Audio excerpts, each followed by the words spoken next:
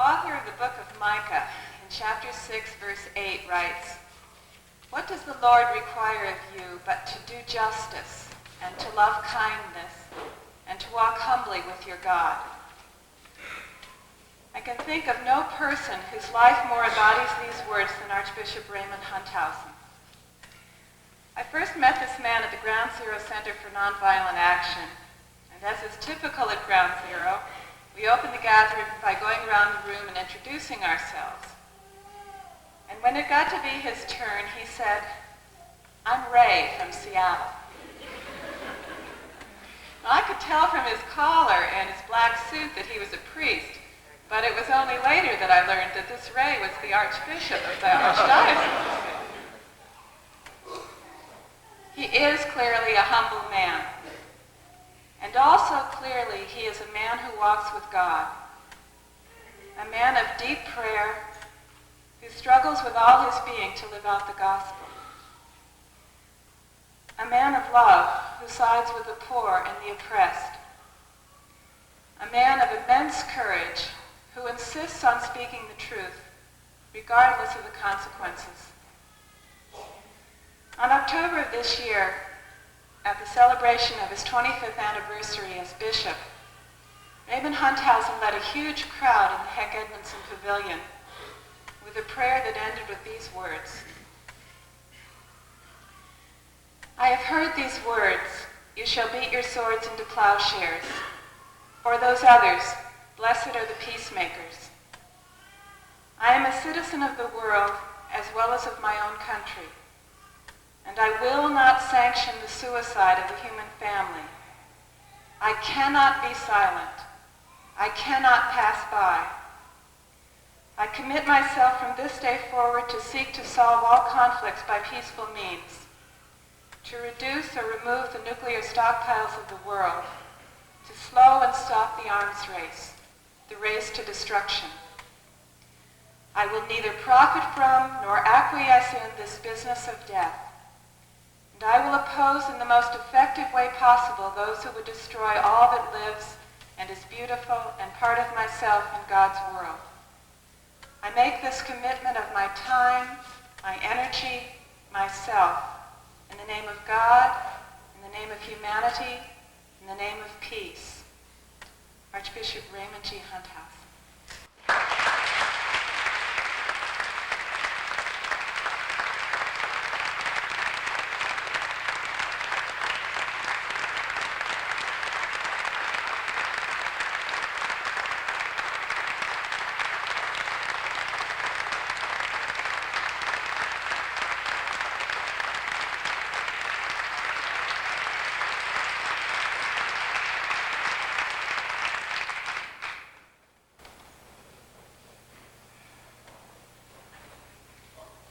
Thank you, Anne, and thank all of you. It's good to see you. It's good to be here. I think it's a full church. These lights are so bright I can't see beyond midway, but I know before we commenced, I had an opportunity to say hello to a good number of you and to delight in the number of children who are here. It seems this is a feature of this kind of gathering. There is life of all ages present in our gatherings, and that to me is a sign of hope that's expressed in the theme that brings us together this evening. And it's clearly evident that you are a people of joy and hope and of love. And I'm really honored and privileged to be here with you, to have this opportunity to say hello again and to speak with you. I'm sorry I haven't had, I guess I would say, time to have been present to more of the symposium that says something about how I plan my time, but I did have a previous engagement last evening. I was over at Monroe Prison, where I celebrated Eucharist with Father Storr, who was the chaplain there, and greeted, got to know some of the inmates. It's always a very mixed experience for me, depressing. I wonder whether I could ever live that kind of life. But again, an experience of joy and hope when I come to know the individuals who are present at such a gathering. In spite of their condition, most of them seem to rise above and express their love and commitment to the Lord. And that to me is a tremendous grace for them, and I never hesitate to ask them to pray for me because I feel that they are rather special in the sight of the Lord. I mention this because Bishop Gumbleton stayed in my house last night, stayed at the rectory at St. James Cathedral. I didn't see him last night, and I didn't see him this morning. He came to town, stayed under the same roof with me, and we didn't even say hello.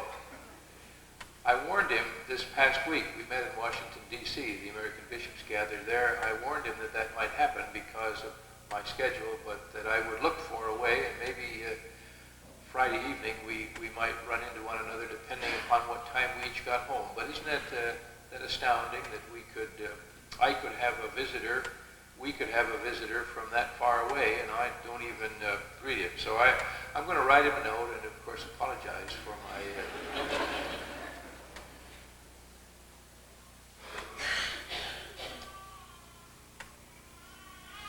I'm very happy to be here this evening. I say that again.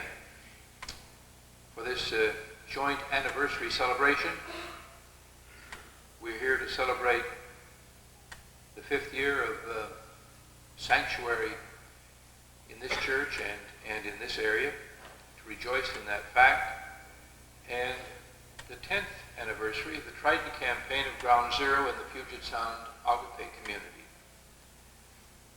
I can't help really but express my deep pleasure to see these two movements and the people involved in them so closely associated. Makes all good sense, of course, because in my mind it's association with Sanctuary Project that sheds light on what the Trident campaign, in my opinion, is all about. I've had occasion recently to talk with Father Dave Jager. He told me a bit about his experience in jail. I was just talking with others who have been in jail in recent times, all of which intensified, if you will, my own presence in prison last evening and wondering about that whole experience. But in talking with Father Jager, he indicated to me that in presenting his defense for his action, his Nuremberg action, he made reference to the root meaning of the word protest. Talked to me a little bit about that, and it really hadn't occurred to me. I hadn't taken this word apart for some years, not since my years way back when I studied Latin. But he mentioned that in his defense he gave the derivation of the word. It comes from the Latin words testare and pro, meaning to testify or give witness in behalf of. And that makes an awful lot of sense when you put it together with these two movements, since sanctuary is a visible and public stance in addition to providing care for Salvadorans. Supporters of sanctuary are obviously giving witness in behalf of refugees here in our country, as well as in behalf of their people back at home in El Salvador and Guatemala.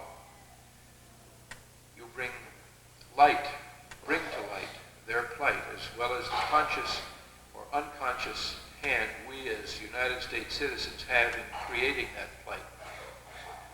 It just occurs to me I should mention this. If you haven't seen it in the newspaper, I must admit I haven't either, but at the Roman Catholic Bishops' meeting this past week, on Thursday as a matter of fact, the day we concluded our meeting, we bishops agreed upon, I think, a very strong statement relative to Central America. You, I hope, will see portions of it in time, and I hope you will agree with me that it is a statement to which we can all give credence and support. But anyhow, without your giving witness, we might never know what is going on in our midst and what is being done to people in our name. Your witness gives us the opportunity to choose to resist the unjust and inhumane treatment these people are receiving and to put ourselves in solidarity with them, accepting the consequences. In the Ground Zero and Puget Sound Agape movement, our protest of nuclear weapons is often seen as being against something. In fact, we are acting for people. We're testifying in behalf of those persons who are and will be deeply harmed by nuclear weaponry. Namely, all of us, whose souls are so twisted and diminished by the willingness to create and use such destructiveness against our neighbor. The poor from whom our grotesque expenditures of money, technology, and human energy on destructive weapons are a theft. And the people of other lands and cultures who are being or could be obliterated by the weapons. Our protest is a witnessing in behalf of the human spirit and the human beings we are destroying by our policies and programs of destruction.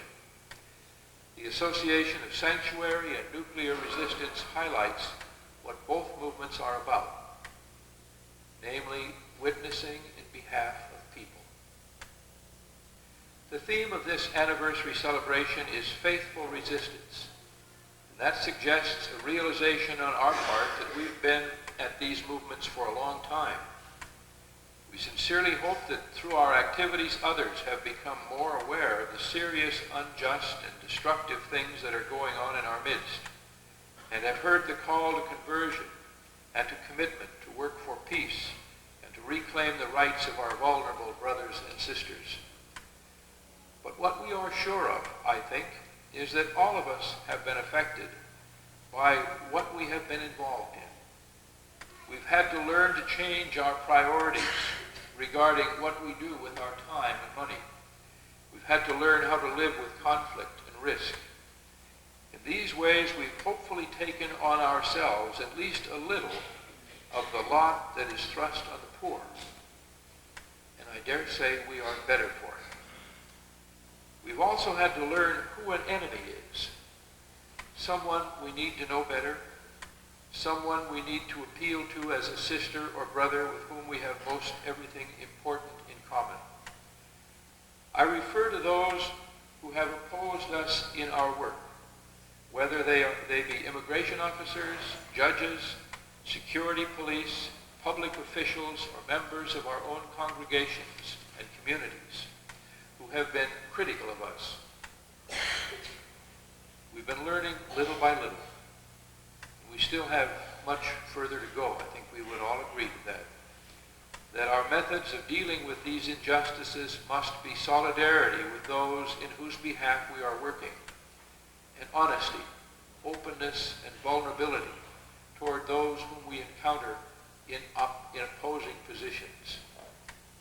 Trying to live this way has caused us to become more humble, I would hope, and gentle toward others, and more reliant on God and the Spirit for the effects we want to see in ourselves, in others, and in our world. Hopefully, we've been becoming more and more what we are trying to create. I'm convinced it is not only what we do, but even more what we and others we touch become that will change the world. It seems to me that that's the very definition of nonviolence. Faithful resistance. The words speak of what we have been at for some years now, and they speak of the much more really, that lies ahead. We don't know exactly what shape the future will take, what will come of our efforts, or when it will come, or what may happen to us in the process. That's the nature, it seems to me, the very nature of faith and hope that we talk about tonight. We commit ourselves, our best critical and creative powers, our resources and time to witnessing in behalf of our neighbors, in discipleship and fellowship with Jesus, who shows us the way. In the end, we are called to lay down our lives for our friends,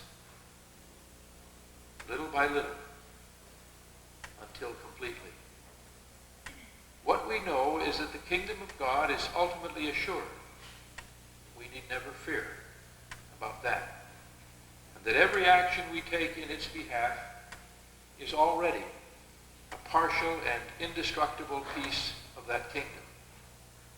It seems to me that that is our joy and our hope and our confidence. When Anne introduced me, she made reference to a prayer that I had recited some weeks ago at the Heck Edmondson Pavilion.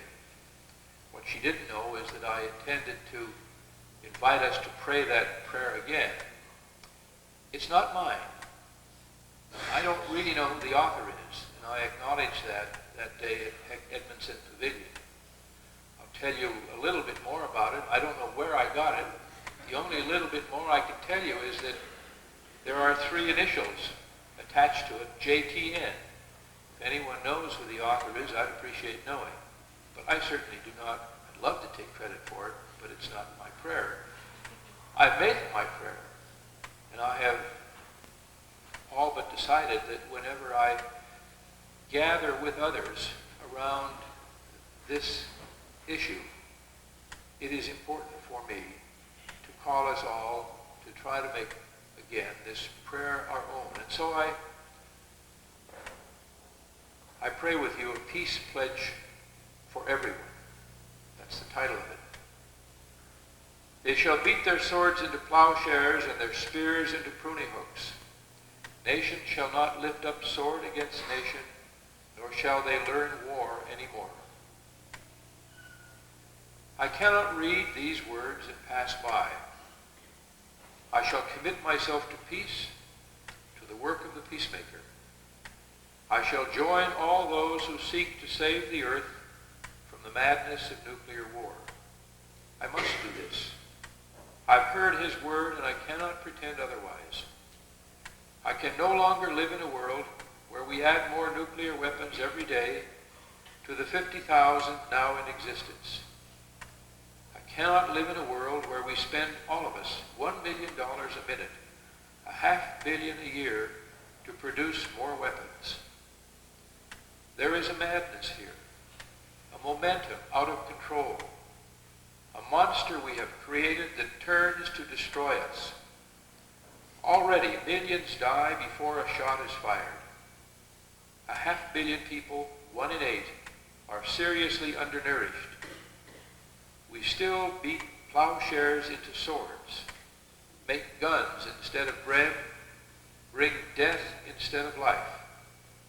I cannot say I love my neighbor or my children if I sit back and do nothing, while the earth, the air, the water, and the future are destroyed. My God, why have we abandoned you? Why is there no pity in our hearts for those who hunger, for all the victims of violence and greed? Why is there no wisdom within us to see that the hour is late and the darkness is near? I have heard those words, you shall beat your swords into plowshares, or those others, blessed are the peacemakers. I am a citizen of the world as well as of my own nation, and I will not sanction the suicide of the human family. I cannot be silent. I cannot pass by. I commit myself from this day forward to seek to solve all conflicts by peaceful means, to reduce or remove the nuclear stockpiles of the world, to slow and stop the arms race, the race to destruction. I will neither profit from nor acquiesce in this business of death, and I will oppose in the most effective way possible those who would destroy all that lives and is beautiful, and part of myself and God's world. I make this commitment of my time, my energy, myself, in the name of God, in the name of humanity, in the name of peace. My friends, once again, I'm very, very delighted to be with you. May God be with you, his joy, his peace, and his hope.